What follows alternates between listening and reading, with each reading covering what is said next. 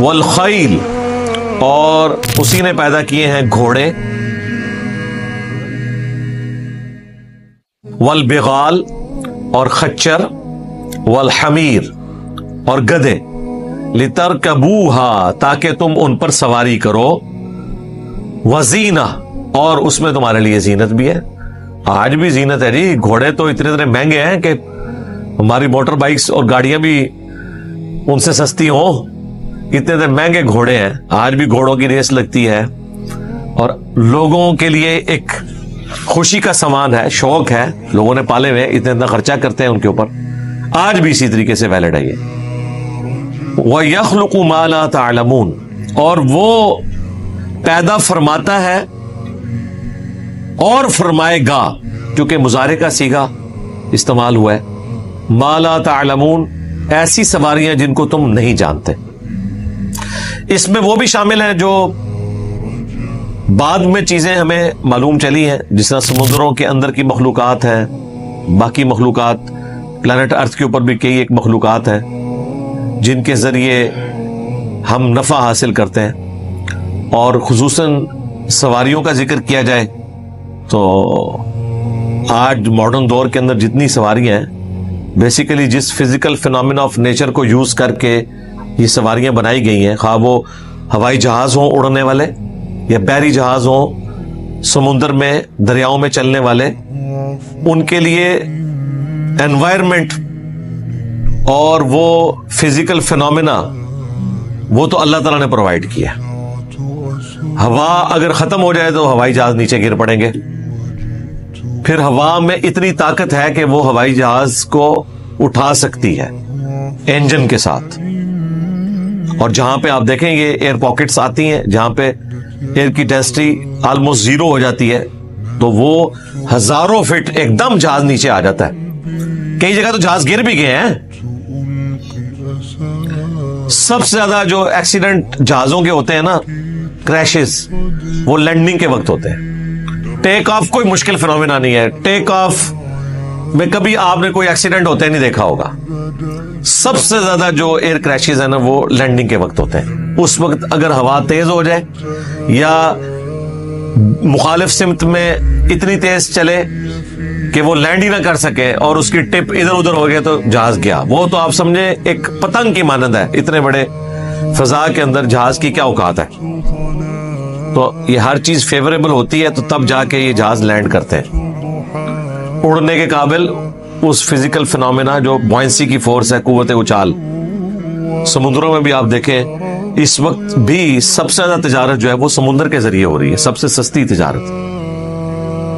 ایک دن کے لیے اگر آپ تجارت بند کر دیں نا، ایک دن کے لیے دنیا کی نہیں، صرف نہر سوئز بند کر دیں نا آپ ایک دن کے لیے، تو اربوں نہیں کھربوں ڈالر کا نقصان ہو جاتا ہے، کرایہ پڑنا شروع ہو جاتا ہے، چیزیں ڈیلے ہو جاتی ہیں۔ یہ جو آپ کے بحری جہاز ہے نا، انہیں سمندر میں کھڑے ہونے کے لیے بھی فیول کی ضرورت ہے۔ آپ کیا سمجھتے ہیں اگر خالی کھڑا کر دیا جائے تو یہ بغیر فیول کے کھڑا ہو جائے گا؟ وہ تو پتہ نہیں ادھر چھوڑیں گے تو جا کے پیسیفک والا اٹلانٹک میں پہنچ جائے گا۔ جو بحری جہاز ہے اسے سمندر میں ایک جگہ رکنے کے لیے بھی مسلسل اپنے آپ کو انجن کو چلانے کی ضرورت ہے، وہ ایک جگہ اسے مینٹین کیا جاتا ہے، ادروائز ڈرفٹ ہو جاتا ہے۔ یہ چھوٹا سا جو آپ کا یہ بحری جہاز ہے نا، چھوٹا سا بحری جہاز، یہ 3 سے 4 لاکھ روپے کا پیٹرول یا ڈیزل ایک گھنٹے میں یوز کرتا ہے، چھوٹا۔ یہ جو آپ دیکھ رہے ہیں نا ٹی وی میں جو ہزاروں کنٹینر والے ہیں، یہ تو چھوڑ دیں، ان کا تو ایک گھنٹے کا جو صرف فیول کا خرچہ ہے نا وہ ملینز میں ہے۔ اسی لیے تو ہزاروں کنٹینر انہوں نے لادے ہوتے ہیں، چند ایک کنٹینرز کے ساتھ آئے تو ہر چیز آپ کو 1000 گنا پرائس کے اوپر ملے۔ 10-10 ہزار کنٹینر، 20-20 ہزار کنٹینر، اتنی وزنی چیز، لاکھوں ٹن وزن سمندر نے اٹھایا ہوا ہے۔ تو سمندر کے اندر یہ کوالٹی کس نے رکھی ہے؟ اللہ نے، ادروائز تو ڈوب جائے۔ اسی لیے اللہ تعالیٰ نے فرمایا کہ اسی کے ہیں جہاز جو سمندروں میں چلتے ہیں، کیونکہ اس نے انوائرمنٹ کو ایسا بنایا کہ یہ چیزیں چل سکیں۔ پھر سمندر میں جو طوفان آتے ہیں اگر یہ ہمیشہ ہی آئے تو بحری جہاز کے ساتھ بھی آپ سفر نہیں کر سکتے. سمندروں میں باقاعدہ راستے بنے ہوئے ہیں. اب تو پوری پریڈکشن ہوتی ہے کہ یہ جو جہاز چلا ہے تو فلاں دن سے فلاں دن تک طوفان آ سکتا ہے, لہذا وہ ڈیلے کر کے چلاتے ہیں, فلاں راستے پہ ہو سکتا ہے. اب تو سمندری باقاعدہ ٹریک بن چکے ہیں. پہلے تو بڑے سمندری طوفانوں میں جہاز غرق ہو جاتے تھے.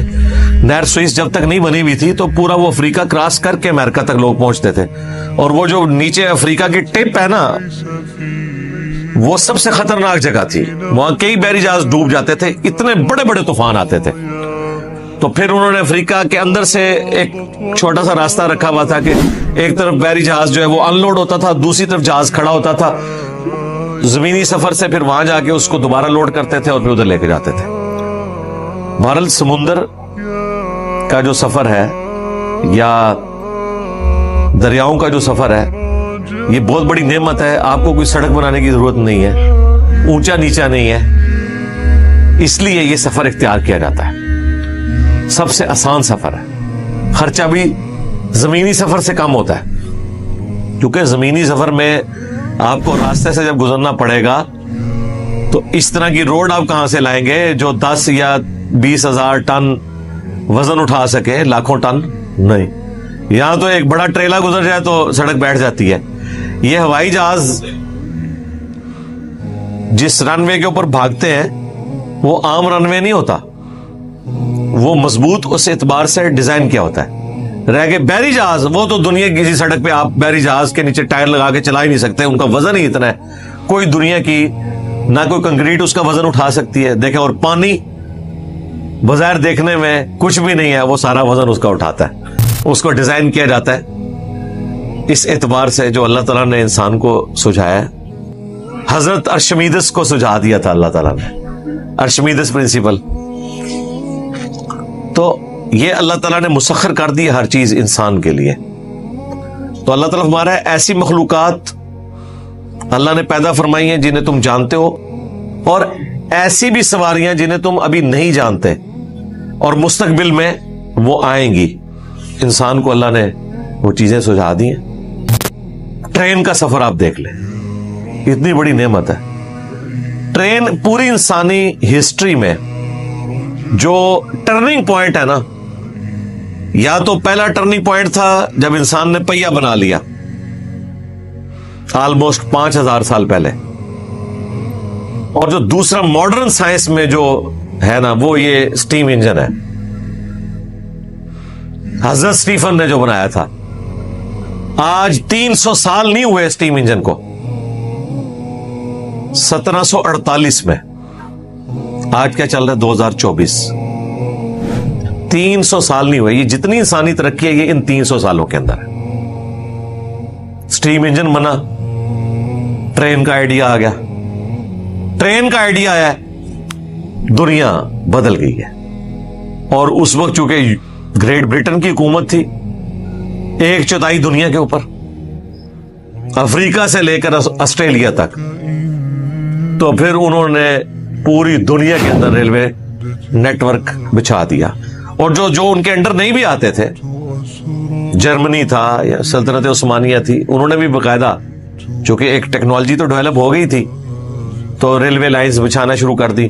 ریلوے لائن کی برکت یہ ظاہر ہوئی کہ پہلی دفعہ انسانی ہسٹری میں ہوا کہ ایک جگہ کا سامان دوسری جگہ پہ جانا شروع ہو گیا اور استعمال کے قابل ہو گیا.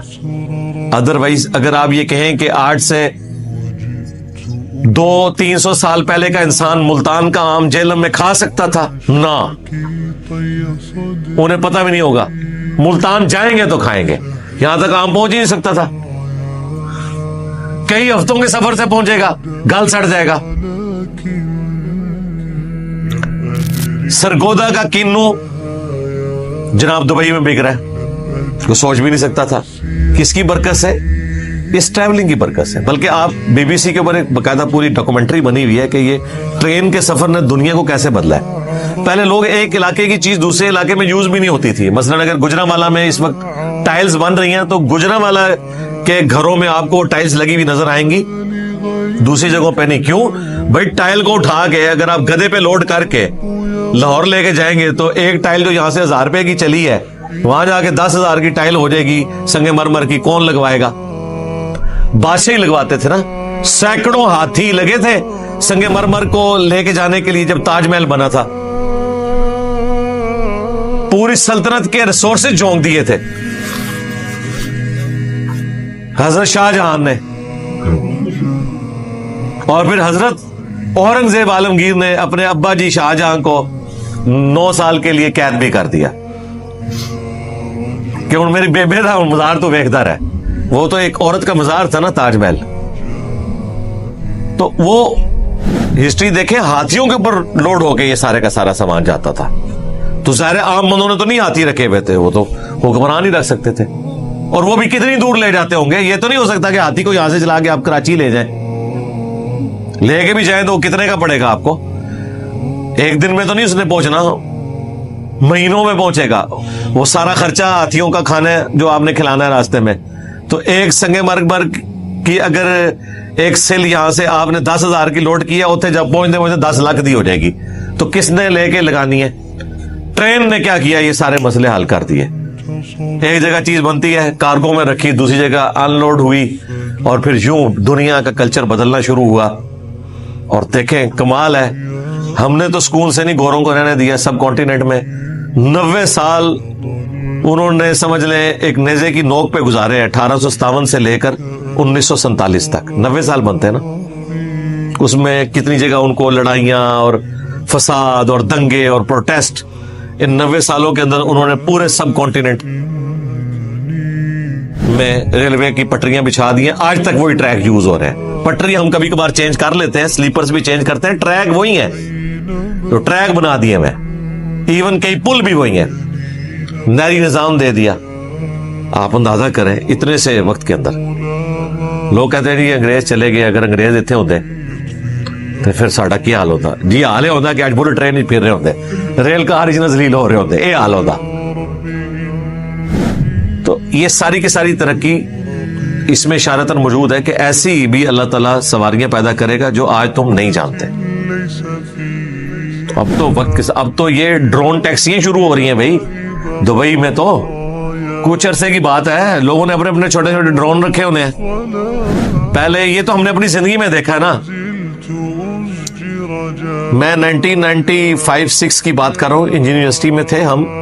تو رات کو 10:30 کے بعد 1/4 ریٹ ہوتا تھا ٹیلی فون کال کا. اس زمانے میں بھی 14 روپے 1 منٹ کا خرچہ آتا تھا. 14 روپے میں بات کر رہا ہوں 1995, 30 سال پہلے.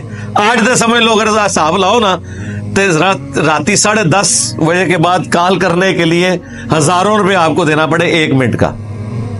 آج بھی 14 روپے منٹ نہیں ہے, روپے تک بات آ گئی ہے. اور میسیجز کو آپ دیکھیں وہ تو پیسوں میں ہے. ٹیکنالوجی کی برکت ہے. اور وہ بھی لینڈ لائن فون ہوتا تھا, لائن میں لگنا پڑتا تھا.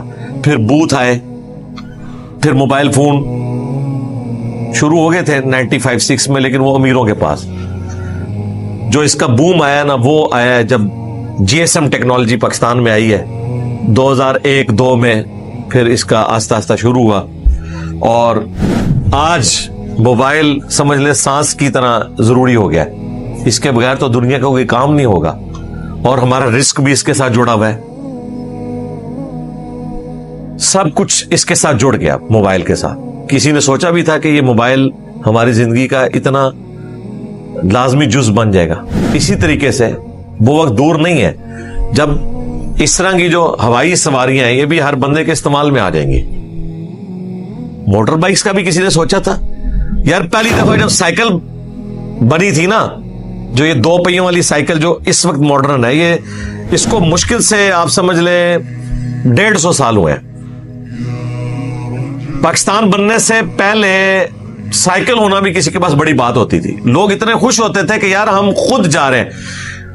گھوڑوں میں بگیوں کے اندر بیٹھ کے جانے والے لوگ, یا گھوڑے کے اوپر سواری کے ذریعے جانے والے لوگ, اتنی مشکل سے تکلیف سے, ایسے لوگ جو جانوروں کے اوپر ڈیپینڈنٹ ہو, انہیں سائیکل مل جائے کہ وہ پیڈل مار کے خود سفر کر سکے تو بہت بڑی نعمت تھی. شروع میں جب سائیکل آئی تھی لوگ 40-50 کلومیٹر روزانہ سائیکل پہ جاتے تھے شوق سے, کیونکہ یہ جذبہ ہی اتنا ہوتا تھا کہ ہم کسی گھوڑے کے محتاج نہیں رہے, خود جا رہے ہیں. ہم بھی جب بچپن میں نیا سائیکل چلانا سیکھا ہے 15-20 کلومیٹر تو شاہی کوئی نہیں ہوتی تھی, حالانکہ کتنی ایفرٹ پٹ.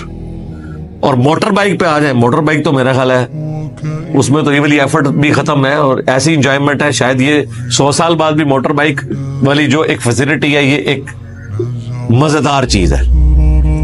اور جب یہ ایئر ٹیکسی شروع ہو جائیں گی اور ایک عام بندہ ان کو خرید سکے گا, جس طرح موبائل فون کسی نے سوچا تھا, ایک عام آدمی بھی جس پہ سننے کے بھی پیسے پڑتے تھے کسی زمانے میں, کہ ایک عام آدمی, لوگ اس ٹائم جب یہ یو فون لانچ کیا نا تو اس وقت یہ باتیں شروع ہو گئی تھی کہ جی آپ کو گھروں میں جو کام کرنے والے لوگ ہیں نا, جو عورتیں کام کرتی ہیں کیونکہ وہ ان کی لیونگ سٹینڈرڈ سب سے کم ہوتا ہے, ان کے ہاتھ میں بھی آپ کو موبائل نظر آئیں گے. اور ہم ہنستے تھے کہ یار یہ کیسے, یہ بیچارے تو مطلب فون بھی کسی کے گھر جا کے ان کی منتیں مار کے کرتے ہیں, ان کے ہاتھ میں موبائل ہوں گے تو دیکھ لیں ان کے پاس ٹچ سکرین ہے, میرے پاس سادہ موبائل ہے. میں نے اپنے سوا ابھی تک کوئی اپنے جاننے والوں میں بندہ نہیں دیکھا کہ جس کے پاس یہ والا موبائل ہو.